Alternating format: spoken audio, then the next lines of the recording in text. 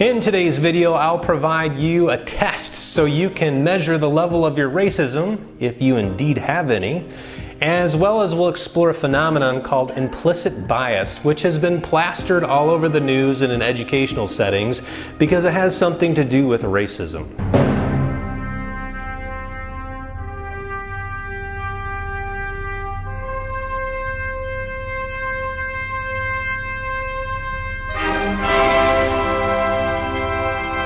Hey everyone, this is Andy from Figuring This Out, where we take a closer look at the hilarious, the puzzling, and sometimes downright amazing facets of the human behavior, all with the simple goal of boiling things down into something super practical that we can use to apply to our lives. So unless you've managed to steer clear of practically all news, like an ostrich buried with his head in the sand, you're well aware of the current climate and tension of racism in this country. In fact, this current tension has trickled into businesses and schools and into my classroom where I teach. Just the other week, my district sent all teachers a survey trying to figure out what professional development to offer them for the upcoming year. And one of the sections that we were supposed to reflect on was culturally responsive and implicit bias. Now, I've heard of implicit bias, but it's kind of like the buzzword going around that governmental agencies are throwing out, and businesses, and in educational settings, and I didn't really know what it was. And I thought maybe there were a couple of other people just as confused as me. So I wanted to dig into it a little bit more, and what I found was fascinating.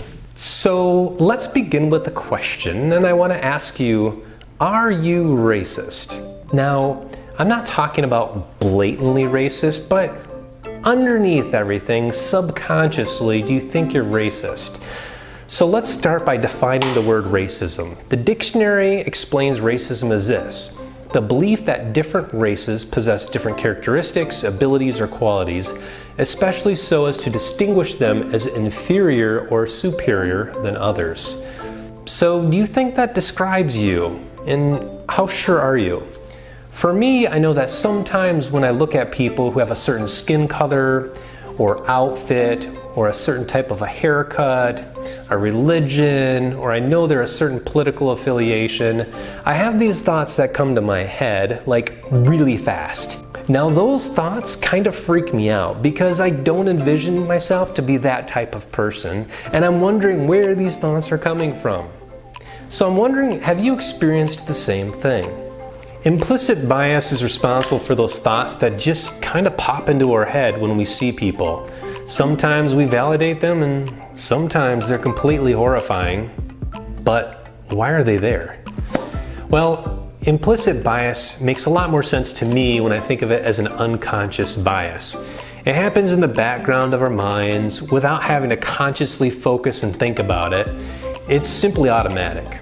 These are all learned stereotypes that are unintentional most of the time. They're very hard to remove, and they influence all human behavior. You deal with it, I deal with it, the entire world deals with an unconscious or implicit bias. Blondes are unintelligent, politicians are corrupt, and aliens are dangerous. Now we all know that ALF proves that stereotype wrong. Oh, that's a good one. Through the decades, science has gathered tons of research on how the brain works. And one thing that most people agree upon is that the brain carries on most of its functions unconsciously. So try this. I want you to imagine a task that was once very difficult the first time you did it, but now it is super simple. Like for me, it was driving a car in driver's ed my very first time. So I've got my instructor in the passenger seat. On one hand, he has a 44-ounce Big Gulp, and in the other hand, he has his clipboard, and he tells me to turn onto the busiest street in my city. I have a billion thoughts going through my head. And now I want you to think of a place you visit frequently, like a friend's house or work. How many times have you arrived there in your car and not even realized that you were there or how you got there because you were thinking about something completely different?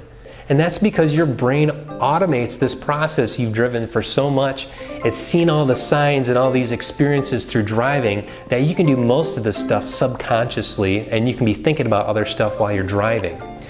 So our brain is very efficient at developing generalizations and patterns and stereotypes and finding relationships between objects and people, and processes tons of information day in and day out from our experiences and from our environment, all in order to make our lives a little bit easier. But sadly, the brain tends to sacrifice accuracy for speed, which is the case when we're talking about implicit bias as it relates to racism, or for that matter, any other isms that tend to pop up in our brains. Which is why with implicit bias, we don't always want some of these ideas and thoughts to stick around, because that's not how we typically view ourselves or the values that we hold. So are you a racist, or an ageist, or an elitist, or some other ist? Probably, and so am I. Everyone is to some extent. Do we have to feel bad about it? No, I don't think so. It defines you about as much as you want it to define you. There's an old phrase said by some dead men some hundreds, maybe thousands years ago, "I think, therefore I am." Well, he was simply talking about existence. He wasn't really talking about the thoughts that define us. So, I mean, if you think about having a romantic relationship outside of your current relationship, does that make you a cheater? If you think about telling a lie to get out of trouble, but you don't end up telling the lie, does that make you a liar? If you think about taking something that could be considered theft, does that make you a thief, even though you don't take it? I think the resounding answer from you and me is no, it doesn't. So just because you have a thought pop into your head when you look at somebody or see something on the news that you would consider a racist thought, does it make you a racist? Not necessarily. Not until you give it some wings, you believe on it and act on it. So without further ado, the promised racism test is here. Actually, it's called the Implicit Bias Test, and it was put out by Harvard in 1998.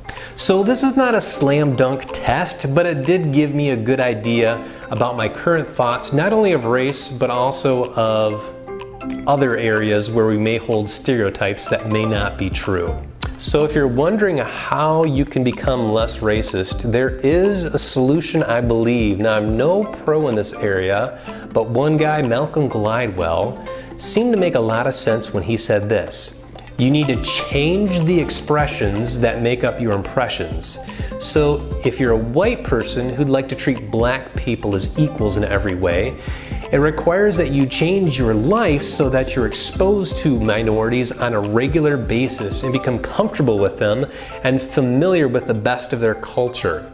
So that when you meet or hire or date a member of a minority, you aren't being betrayed by your hesitations and discomforts that come from implicit bias. And if you're dealing with any other isms in your life, it's the same solution for those too. So now that we know that we have implicit bias, we can be a little bit more aware of monitoring and weeding out those stereotypes that we don't want and taking the stereotypes or generalizations that we do. I hope you've enjoyed learning about implicit bias and how it affects our beliefs. Remember to take the test on implicit bias and racism at Harvard University, and feel free to leave a comment below. Down below in the descriptions, I left a link for the test. And if you think I've earned it, please subscribe to my channel. This channel is all about exploring the human condition and what we can take in a practical way, apply it to our lives, and enjoy our lives a little bit more. Thanks.